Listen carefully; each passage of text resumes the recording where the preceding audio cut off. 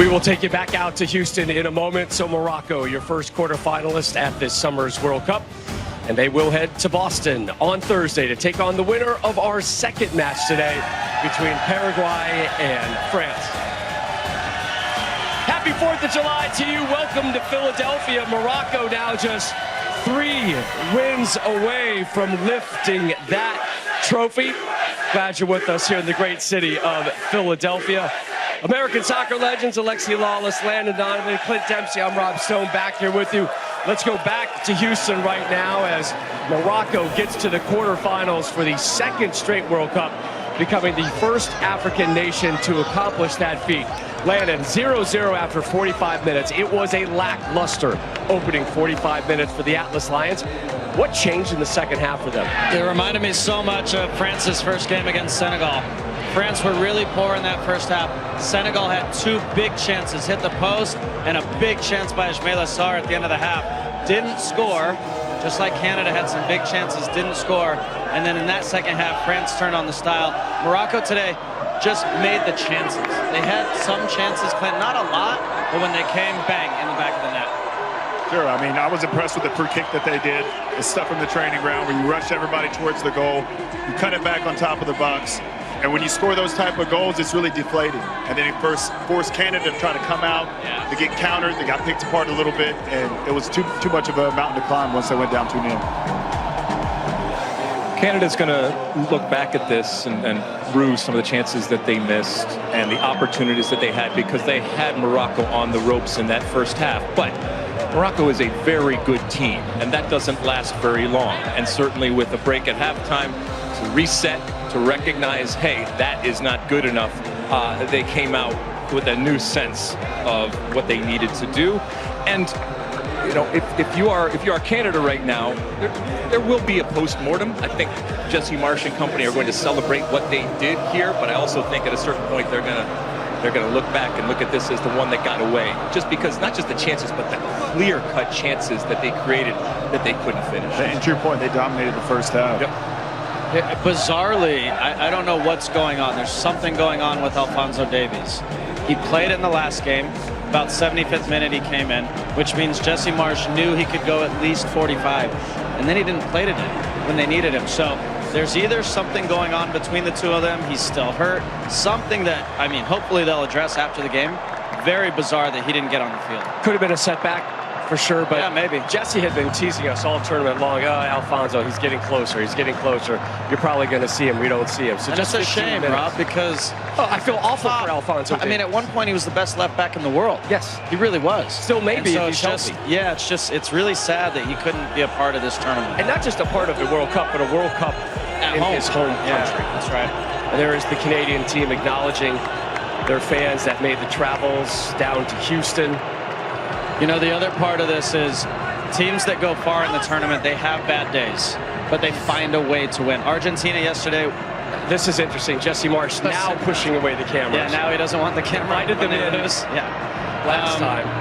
Teams that are going to go far have to have wins on days where they don't perform well. See, Argentina, they got through it. That's exactly right. Yeah. And also Morocco, they lost Sabari early. 22nd minute, Sabari out. The other player comes on and gets the 3rd goal. So that's what you need. You're going to have to go through adversity. It's how you deal with that. They didn't have the best first half, but they came back out in the second half and took advantage of the chances that they needed to put this game away.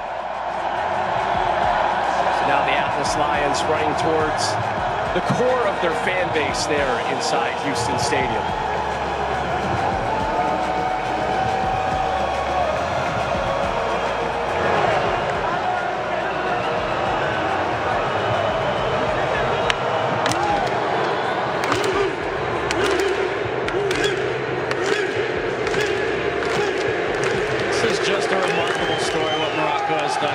You talked about earlier, the 17s, 20s, the 23s, and now the full team.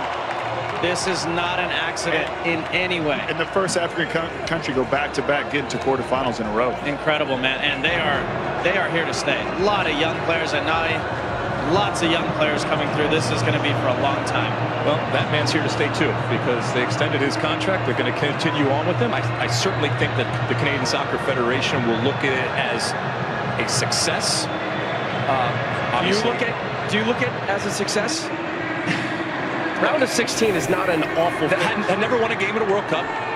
Getting out of the group, had never done that. So yeah, there is history in what Jesse Marsch did with this team, but I think there will be an element of leaving something on the table. Again, the pathways are so important in World Cups. Had the pathway continued on through Canada, maybe would that have changed things? Maybe not. But Lex, they did what they were supposed to do. They got a point from Bosnia. They should have won the game and beat Qatar. And then they lost to the teams that were a little better than them. So it was kind of just, it was, par. It was, it was a B. Plenty more to dissect on this one. Time now, though, for Power Downers Casablanca. There's going to be some enjoyment in downtown Casablanca tonight. 7:45 p.m., the scene of those reactions. But we come back here to Philadelphia, which is also the site of our next match. Independence Hall right behind us, a perfect setting for this, America's 250th birthday celebration.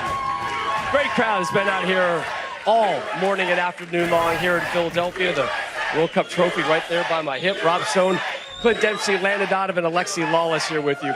No African nation has grown more on the international soccer front than Morocco over the last decade. Success on the female side, the youth level. Of course, the breakthrough 4 years ago in Qatar, and now, at least, at a minimum, it's another quarterfinal run for Morocco. American Jesse Marsch, the head coach of Canada, and it was all Canada in the first 45. It was just a really poor half from Morocco, and Canada took advantage of opportunities, well, to an extent, in that they got these incredible opportunities. Alouache, wonderful turn here, bottom of his foot, can't get it out and up, but Jesse Marsch, a little frustrated, but they're getting chances.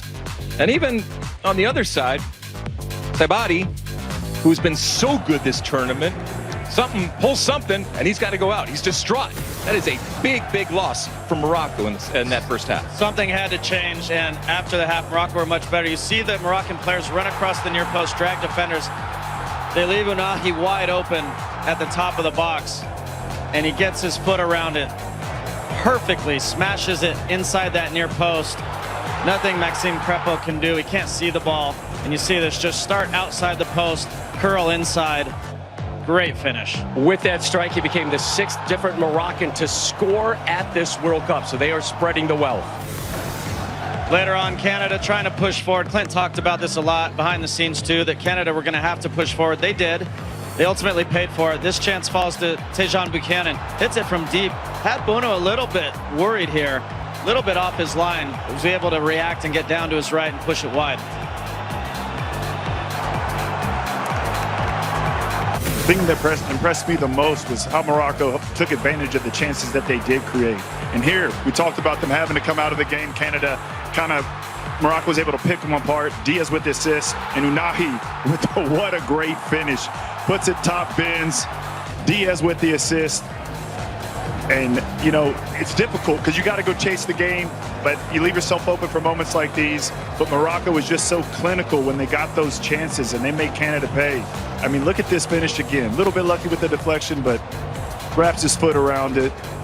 Pretty nice assist from Brahim Diaz as well. The cut and the feed, they weren't done. 8 minutes into stoppage time. They weren't done, brother. Diaz was at it again. And he does a great job of just running at the defense, picking the moment when to make that pass.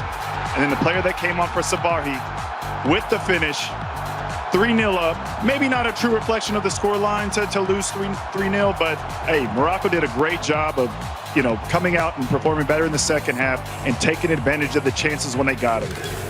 So Jesse Marsch and Canada, their stay at the World Cup is over. Here is Jesse after the loss. And the movement you've created in Canada. What do you hope as the road to 2030 begins right now? What does tomorrow look like and the tomorrow now that Canada is a different nation? What a privilege our fans have had to root a team on like this, that goes after the game, that doesn't play defensive, that shows that they can be better, right? Of course, we have to be in these situations more and more, and then we have to find ways to succeed, and then we have to build from that. But what a great team. I'd rather be us than them. As good as Morocco is, I'd rather be us, right? I'm really proud of our guys. We went after the game. They're hurting right now, but my goodness, I couldn't be prouder. Canada thanks you, Jesse. I thank Canada. And Jesse was awfully proud of his Canadian team after that round of 32 victory, calling them Canadian heroes. Landon, let's just put a bow on Canada. Host country.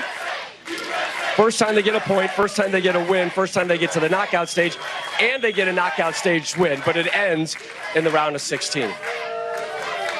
Did he just say he'd rather be Canada than Morocco?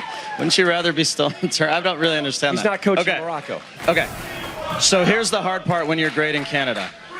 First time they won a game in a World Cup. First time they got out of their group. First time they won a knockout game.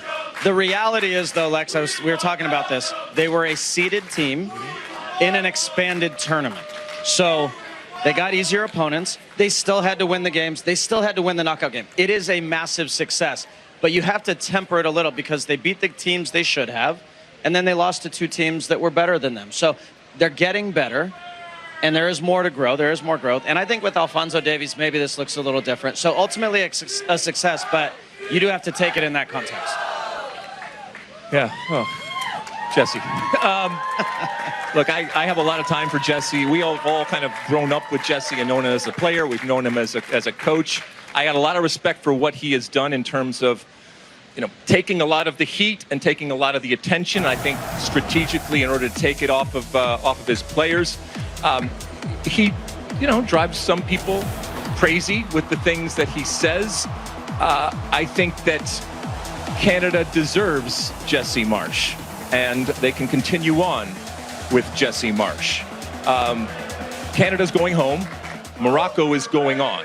So I would rather be a team that won and is going on. I get the romantic notion that Jesse is talking about there, and they will continue to talk about him and this team for many years to come on what is going on. But, romance only gets you so far, and certainly when it comes to the U.S. team, if come Monday, the U.S. plays like crap but wins 3-0 and moves on, yeah, we'll take it. We will take it. America wants to win. America wants its soccer teams to win. Clint, your final assessment of Canada through this World Cup. Yeah, they did a good job. They got out of the group. They won a knockout stage game. They didn't take advantage of their chances today, but I like the way in which they played. They went forward. They didn't sit back. So respect to them for that. And it's about continue building and carrying on with that momentum that they've created, right? So, hats off to them. But, I'm thinking about the U.S. and looking forward to them playing against Belgium. So are these fans behind us, by the way. They were chanting, "We want Belgium," while we're trying to talk about Morocco and Canada. Yeah, we hear you guys. We hear everything you're saying, everything you're chanting here in Philadelphia. Time now for the Fox Moment of the Match.